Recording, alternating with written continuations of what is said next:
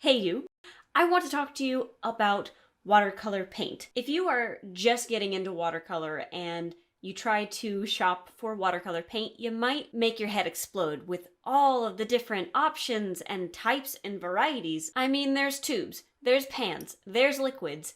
How do you know what the difference is? How do you know what's best for what you need? And when you have limited money and you can't just throw it on anything, you don't want to gamble on one type of watercolor only to find out that it's not quite right or what you expected. The first type of watercolor that I want to get into is pan watercolor, which is usually the type of watercolor that most people have their first experiences with. This is the kind of stuff that you get in grade school when you're making all kinds of cute little kid paintings and you're hanging them on the fridge and stuff. The next type of paint that I want to talk about is tube watercolor paint. Tube.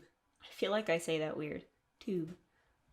Tube watercolors are simply paint that you squeeze onto a palette or into a pan and then use that paint to make your paintings. It's basically as obvious as it sounds. Finally, I want to talk about liquid watercolors, which I didn't even know existed until a couple of years ago, and then it came into my life and amazed me because it's so different from traditional watercolors. Let me explain why. Liquid watercolors, like this Dr. P.H. Martin's Hydrus liquid watercolors, it's always a mouthful. These are super concentrated little jars of pigment. They behave the same way as the normal watercolors that you're used to in terms of how they're used on the page and all that, but they are in a completely different form when you receive them. Oftentimes these will have little droppers like that. The way you use these is you get some kind of a palette. I often use this kind of a guy, this little cheap 6-well one, or again, one that's got more options, more mixing room and all that.